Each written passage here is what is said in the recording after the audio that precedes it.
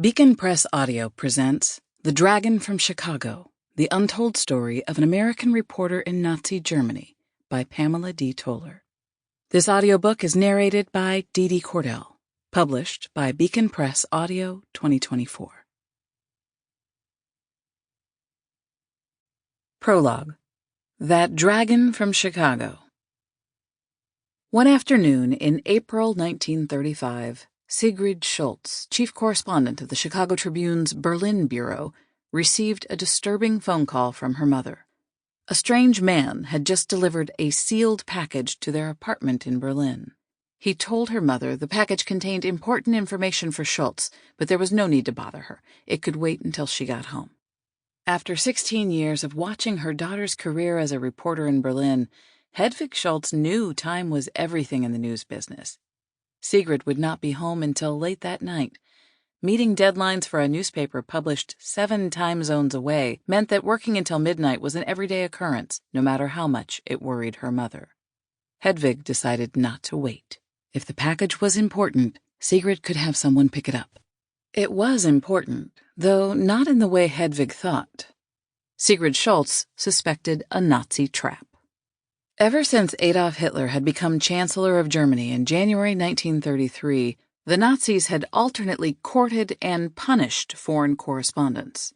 They gave exclusive interviews to some and withheld access to press conferences from others. For their part, correspondents did their best to discover and report the truth without endangering themselves or their sources. It was hard to know where the lines lay.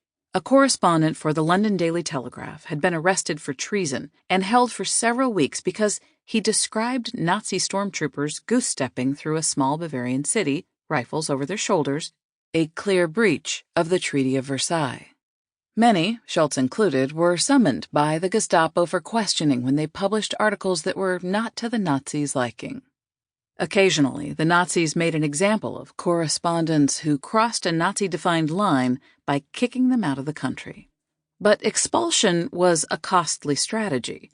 Once freed from the constraints of Nazi censorship and the threat of Gestapo retribution, expelled correspondents often became media heroes and wrote stories they would never have dared publish while in Germany.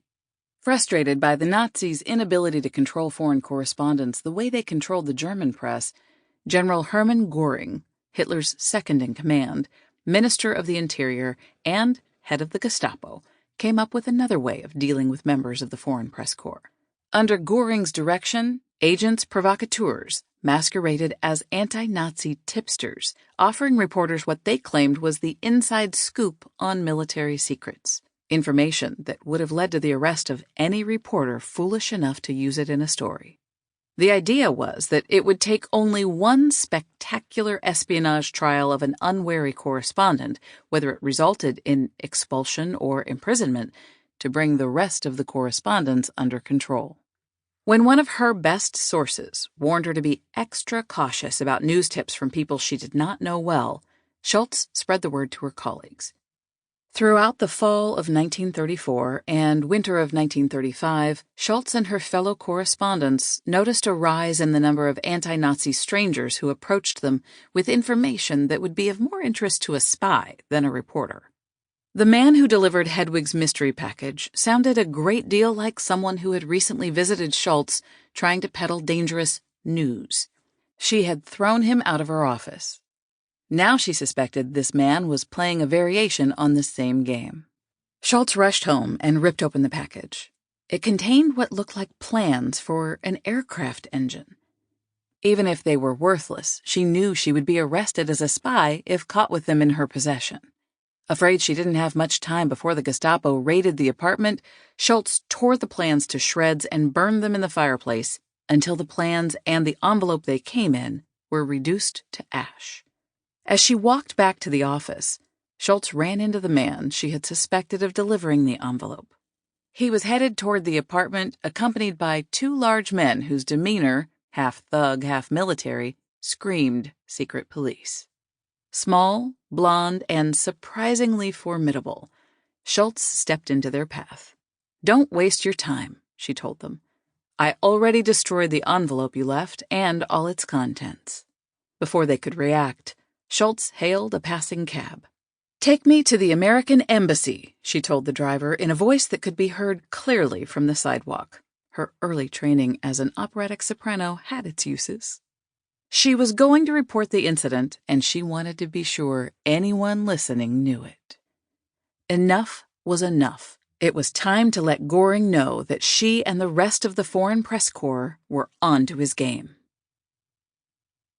Sigrid Schultz was the Chicago Tribune's Berlin bureau chief and primary foreign correspondent for Central Europe from 1925 to January 1941. She was one of the first reporters, male or female, to warn American readers of the growing dangers of Nazism. She published at least 166 articles about Hitler and the rise of the Nazi Party before he became Germany's chancellor, including a rare 1931 interview with Hitler in which she warned Tribune readers that he was a serious threat. Schultz was an American, more specifically, an American from Chicago, by birth, self-definition, and loyalty. But she was raised in France and Germany and educated in European schools. With a European's understanding of Europe, connections at many levels of Berlin society, and a colloquial command of several European languages, she had an advantage over other American journalists when it came to reporting on Germany. At a time when women reporters rarely wrote front-page stories, Schultz's byline was a regular feature in the Tribune. She often scooped her male counterparts on major news events, including the death of Weimar Germany's first president in 1925 and Hitler's non-aggression pact with Russia in 1939.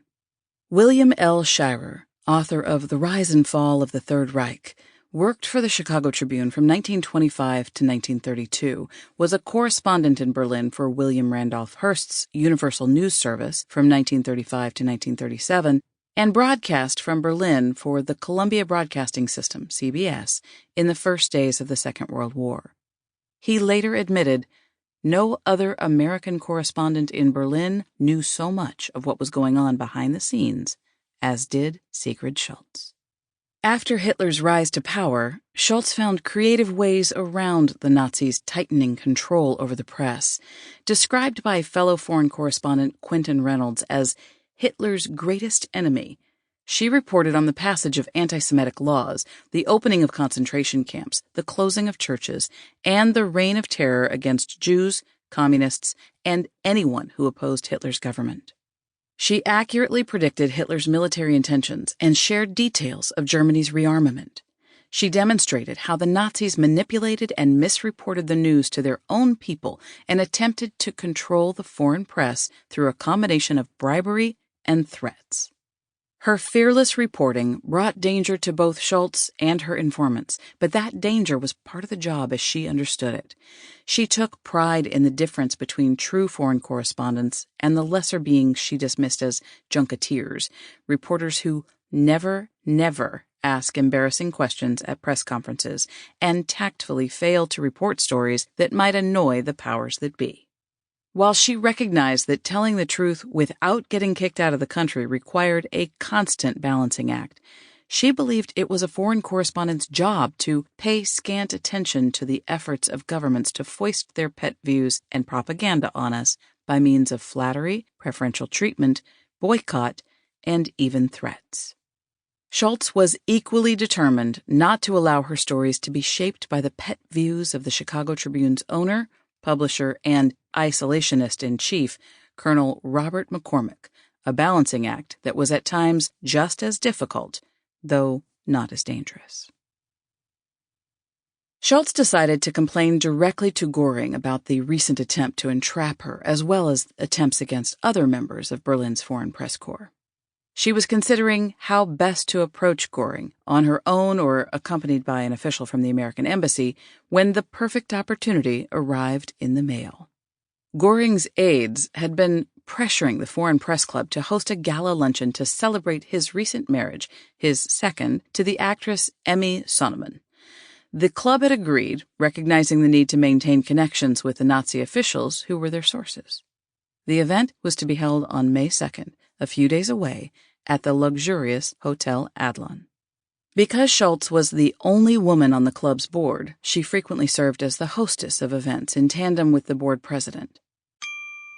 Sample complete. Ready to continue?